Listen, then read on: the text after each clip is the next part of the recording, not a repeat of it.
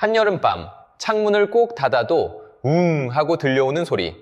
벽마다 매달려 뜨거운 바람을 뿜어내는 저 실외기가 어쩌면 곧 사라질지도 모릅니다. 시끄러운 소음에 여름마다 부담스러운 전기요금, 해마다 반복되는 과열 화재까지요. 우리는 왜 100년 넘게 이 위험한 덩어리를 벽에 붙여두고 살아야 했을까요? 그 답이 놀랍게도 냉장고 문에 붙은 그 흔한 자석에 숨어 있거든요. 100년 전 에어컨을 만든 건 미국이었지만 다음 기술의 열쇠는 지금 한국이 주기 시작했습니다. 끝까지 보시면 왜 세계가 한국을 주목하는지 누구보다 정확히 아시게 될 거예요. 그런데 진짜 중요한 이야기는 지금부터입니다. 실외기가 곧 사라진다니 대체 지금 방식에 무슨 문제가 있길래 이런 말이 나오는 걸까요?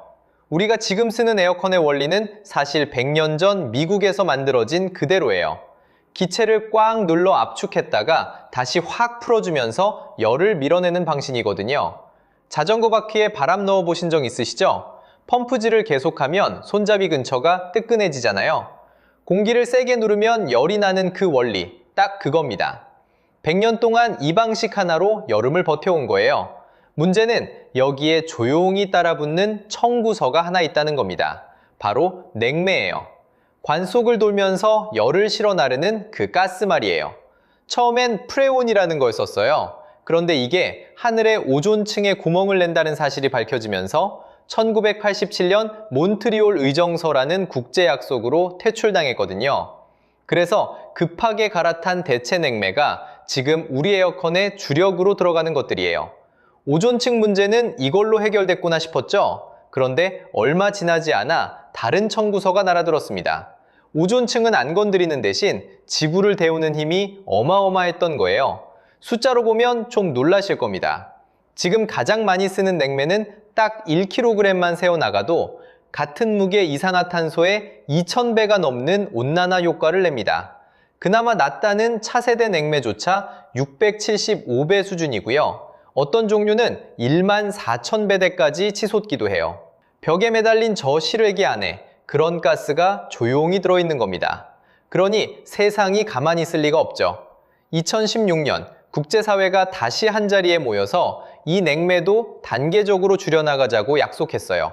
우리나라도 그 약속에 따라 2024년부터 감축을 시작했고요. 2045년까지 무려 80% 가까이 줄여야 합니다. 유럽은 걸음이 더 빨라서 2020년대 후반부터 유해 냉매를 아주 강하게 조여 들어가고 있어요. 한번 정해진 이 규제 시계는 이제 되돌릴 수가 없습니다. 말하자면 이런 통보를 받은 셈이에요. 100년 동안 잘 써온 만능 열쇠를 이제 그만 반납하라는 통보요. 열쇠는 반납해야 하는데 문은 계속 열어야 하고 여름은 해마다 더 더워지는데 말이죠. 그래서 사람들이 완전히 다른 질문을 던지기 시작했습니다. 아예 냉매라는 걸 안 쓰고 시원하게 만들 방법은 없을까요? 그 힌트가 놀랍게도 여러분 냉장고 문에 붙어 있는 그 흔한 자석에 숨어 있었거든요.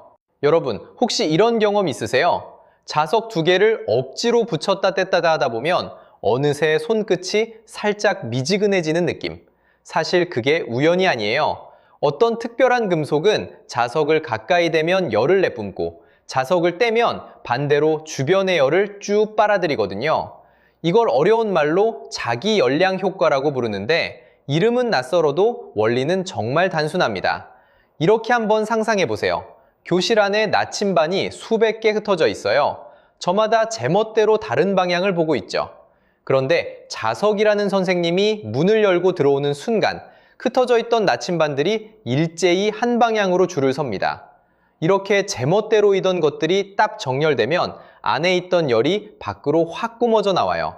반대로 선생님이 교실을 나가면 나침반들은 다시 제각각 흐트러지고 그러면서 주변의 열을 빨아들여 차가워지는 거예요.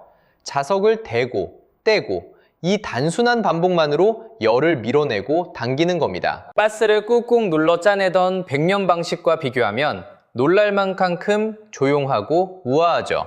그런데 여기서 이상한 점이 하나 있습니다. 이렇게 좋은 원리가 버젓이 있는데 왜 100년 동안이나 그 시끄럽고 뜨거운 가스 방식만 고집해왔을까요? 이유는 생각보다 야속했어요. 원리는 훌륭한데 자석 한 번에 낮출 수 있는 온도가 너무 작았거든요. 이 분야에서 제일 뛰어나다는 가돌리늄이라는 금속조차 자석을 한 번 대서 떨어뜨리는 온도차가 겨우 2도에서 3도 남짓이었어요. 한여름 30도가 넘는 방을 시원하게 만들어야 하는데 겨우 2에서 3도라니요.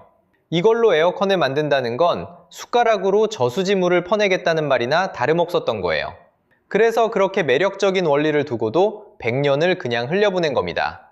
물론 자석 세기를 크게 키우면 냉각력이 비약적으로 커지긴 해요. 하지만 그렇게 무작정 센 자석에만 기대는 건 현실적인 답이 아니었습니다. 진짜 돌파구는 다른 데서 나왔어요. 발상을 살짝 바꾼 겁니다. 한 번에 30도를 못 낮춘다면 작은 온도차를 여러 번 이어붙이면 되지 않을까요? 딱 밀레이 경주를 떠올리시면 돼요. 한 명이 100m를 다 뛰는 게 아니라 여러 주자가 바통을 이어받으며 달리잖아요. 냉각 소재를 여러 칸으로 쭉 쌓아두고 첫 칸이 만든 작은 2에서 3도 온도차를 다음 칸이 이어받고 또 그 다음 칸이 이어받고 이렇게 작은 차이를 계속 포개어 나가면 마침내 30도가 넘는 큰 냉각차가 완성되는 거예요. 개별로는 보잘것없던 2에서 3도가 이어달리기를 거치면서 진짜 에어컨을 돌릴 만한 힘으로 불어나는 겁니다. 바로 이 릴레이 아이디어 덕분에 100년 넘게 원리에만 머물러 있던 자석 냉각이 드디어 실험실 밖으로 걸어 나올 수 있게 됐어요. 그리고 이 릴레이 아이디어를 실제 제품으로 만들어 돈을 받고 파는 회사가 이미 나왔습니다. 독일의 작은 스타트업 마그노썸이라는 곳이에요. 2019년에 문을 열었고 직원은 30명 남짓. 대기업도 국가연구소도 아닌 정말 손에 꼽을 만큼 작은 팀이거든요. 이 팀이 2023년에 폴라리스라는 제품을 내놨습니다. 자석으로 음료를 식히는 냉장고인데 정식 인증을 받은 건 세계에서 처음이었어요. 그런데 여기서 진짜 흥미로운 건 이 물건의 첫 주문자가 누구였냐는 거예요. 바로 코카콜라였습니다. 한번 생각해 보세요. 전 세계 어느 편의점, 어느 슈퍼마켓을 가도 빨간 코카콜라 냉장고가 돌아가고 있죠. 세상에서 냉장고를 가장 많이 굴리는 회사가 검증도 안 끝난 신기술 냉장고에 첫 주문을 넣은 겁니다. 이건 그냥 신기해서 하나 사본 게 아니에요. 냉각의 미래가 어디로 가는지 그 회사가 누구보다 진지하게 지켜보고 있다는 신호인 거죠. 폴라리스는 이렇게 자석 냉각 장치로는 처음으로 양산 단계에 올라섰고 지금까지 전 세계에 50대가량 팔렸습니다. 여기서 멈추지 않았어요. 마그노썸은 이클립스라는 제품도 내놨는데 이건 슈퍼마켓에 들어가는 큰 냉장 진열장입니다. 실제로 독일의 대형 마트 체인 랩의 매장에 들어가서 지금 돌아가고 있어요. 기존에 쓰던 프로판 가스 방식보다 전기를 15%쯤 덜 쓰면서도 안을 4도에서 5도로 시원하게 유지한다고 합니다. 실험실 얘기가 아니라 손님들이 오가는 진짜 매장에서 검증되고 있는 셈이에요. 다만 솔직하게 말씀드릴 게 있어요. 지금까지는 음료 냉장고, 슈퍼마켓 냉장고 얘기입니다. 정작 우리 집 벽에 걸린 에어컨은 어떨까요? 아쉽게도 가정용 자기냉각 제품은 미국도 일본도 아직 어느 나라도 시장에 내놓지 못했어요. 상업용 냉장 단계까지 온 거고 우리 집 거실까지는 아직 한 걸음이 남아있는 겁니다. 그래도 실험실 노트 속 원리가 코카콜라의 주문서로 또 마트의 진열장으로 넘어온 것만으로도 생각보다 이 기술이 우리 곁에 가까이 와 있다는 게 느껴지시죠? 그런데 바로 이 시점에 이상한 사실 하나가 드러납니다. 진짜 승부처는 이 냉장고라는 기계가 아니라 그 안에 들어가는 조그만 금속 한 조각이었거든요. 그리고 그 금속을 지금 중국이 틀어주고 있습니다. 앞에서 말씀드렸죠. 자석을 대면 열이 나고 떼면 차가워지는 이 원리에서 가장 성능이 좋은 우등생 소재가 바로 가돌리늄이라고요. 자기 냉각을 제대로 하려면 이 가돌리늄이 거의 필수처럼 여겨져 왔거든요. 그런데 이 가돌리늄이 희토류예요. 그리고 희토류라는 이름 앞에는 늘 한 나라가 따라붙습니다. 바로 중국이죠. 중국은 지금 전 세계 희토류를 캐서 쓸 수 있게 다듬는 정제, 가공 물량의 약 90%를 틀어쥐고 있어요. 열의 9은 중국 손을 거쳐야 한다는 뜻입니다. 그런데 여기서 더 중요한 일이 벌어졌어요. 2025년 4월 중국이 희토류 7종류를 수출 통제 대상으로 올렸는데 그 목록 안에 가돌리늄이 딱 들어가 있었던 거예요.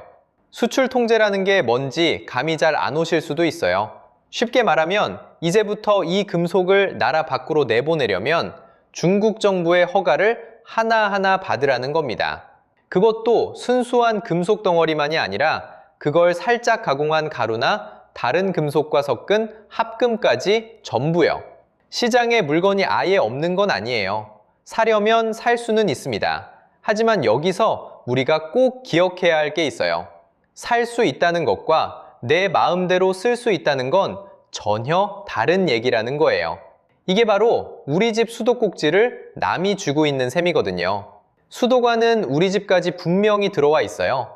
그런데 물을 틀고 잠그는 손잡이는 담장 넘어 남의 집에 달려 있는 거예요. 지금은 콸콸 나오다가도 저쪽 기분이 상하면 내일은 졸졸 나올 수 있고 모레는 아예 잠겨버릴 수도 있는 겁니다. 아무리 좋은 냉각 기술을 만들어 놨어도 그 심장에 들어갈 금속의 손잡이를 남이 쥐고 있으면 그 기술은 언제든 멈춰설 수 있어요. 그럼 가돌리늄 말고 다른 길은 없을까요? 있긴 있어요. 란탄이라는 금속으로 만든 란탄철 실리콘이라는 소재예요. 이건 사정이 완전히 달라요. 란탄은 코발트보다도 매장량이 흔하고 값도 아주 쌉니다. 가돌리늄이 란탄보다 수십 배는 비싸거든요. 귀하고 비싼 데다 남의 허가까지 받아야 하는 금속을 흔하고 값싼 금속으로 대신할 수 있다면 이보다 좋은 소식이 없겠죠. 그런데 세상이 그렇게 쉽게 풀리면 얼마나 좋겠어요? 이 란탄 소재에는 아주 고약한 약점이 하나 있습니다. 유리처럼 잘 깨진다는 거예요. 냉각 부품으로 쓰려고 이리저리 자르고 다듬다 보면 그 과정에서 성능이 뚝뚝 떨어져 버립니다. 값싼 유리컵을 깎아서 대포화를 만들라는 것과 비슷한 문제예요. 재료는 널려 있는데 정작 쓸만한 물건으로 만들 수가 없으니 전 세계가 이 벽 앞에서 나란히 멈춰섰던 거죠. 여기서 질문이 하나 생깁니다. 그럼 우리는 언제까지 남의 허가를 기다리며 이 벽 앞에 서 있어야 할까요? 바로 이 지점에서 한국이 판을 뒤집을 카드를 꺼내들었습니다. 그 카드가 나온 곳은 경남 창원입니다. 이곳에 있는 한국재료연구원, 줄여서 킴스라고 부르는 북책 연구기관인데요. 2025년 이곳이 국내 최초로 고체 냉매를 쓰는 자기냉각 기술을 세상에 내놨어요. 연구 결과는 그해 5월 국제학술지 레어메탈스에 정식으로 실렸습니다. 그러니까 그냥 우리도 해봤다 수준이 아니라 논문으로 검증까지 받은 성과라는 거죠. 그런데 대체 뭘 해낸 걸까요? 앞에서 이야기했던 그 골칫덩어리 기억하시죠? 값은 싸지만 유리처럼 잘 깨져서 손대는 순간 성능이 무너지던 란탄철 실리콘 소재요. 전 세계가 바로 이 벽 앞에서 멈춰서 있었거든요. 킴스가 찾은 답은 의외로 발상의 전환이었어요. 이 잘 깨지는 소재를 0.5mm, 그러니까 1mm도 안 되는 아주 얇은 판으로 성형하는 데 성공한 겁니다. 얇게 편다고 뭐가 그렇게 대단하냐고요? 여기 아주 좋은 비유가 하나 있어요. 벽난로에 불을 붙일 때 붉은 장작을 통째로 넣으면 불이 잘 안 붙죠. 하지만 그 장작을 잘게 쪼개면 공기와 닿는 면이 확 넓어지면서 순식간에 타오릅니다. 냉각도 똑같아요. 소재를 얇게 펴면 열이 오가는 면적이 넓어지고 그만큼 열을 주고받는 속도가 빨라져요. 그 결과 킴스는 부품 하나 단위에서 세계 최고 수준의 냉각 효율을 뽑아냈습니다. 여기서 진짜 중요한 대목이 하나 더 있어요. 킴스는 소재를 만드는 것부터 그걸 부품으로 깎고 다시 모듈로 조립하는 전 과정을 혼자 다 해내는 역량을 갖췄습니다. 이것도 국내에서는 처음이에요. 유리로 치면 재료를 직접 손질하는 것부터 마지막 접시에 담아내는 것까지 남의 손을 빌리지 않고 혼자 다 해내는 셈이죠. 이게 왜 그렇게 대단한 걸까요? 다시 떠올려 보세요. 중국이 수도꼭지를 꽉 쥐고 있던 그 비싼 가돌리늄, 그거에 목매지 않아도 된다는 뜻이거든요. 훨씬 싼 소재로 남의 허가를 기다리지 않고 우리 손으로 만들 수 있는 길을 연 겁니다. 물론 이걸로 히토리를 완전히 안 쓰게 됐다는 얘기는 아니에요.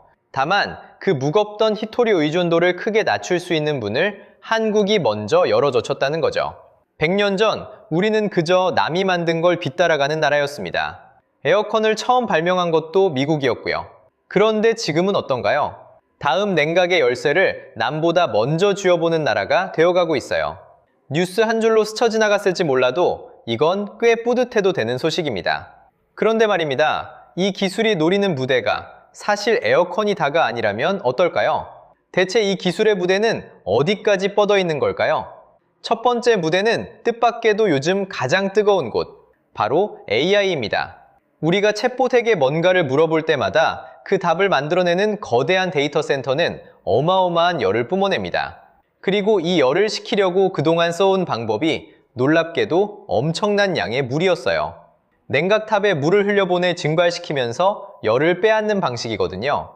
그 물이 얼마나 드는지 아세요? 추정마다 편차가 크긴 하지만 2025년 한 해 AI와 데이터 센터가 삼킨 물이 대략 1조 리터 안팎으로 이야기됩니다. 기관에 따라 이보다 적게도 훨씬 많게도 잡는데 어느 쪽이든 이제는 지역 주민들과 물을 누가 쓰냐를 두고 다투는 지경까지 왔다는 거예요. 바로 여기에 마그노썸이 다시 등장합니다. 이 회사가 내놓은 스텔라라는 자기 냉각 시스템은 물 쓰는 냉각탑 없이 데이터 센터를 시키는 걸 목표로 합니다. 한 대가 125kW급이고 두 대를 붙이면 컨테이너 하나에 250kW를 담을 수 있어요.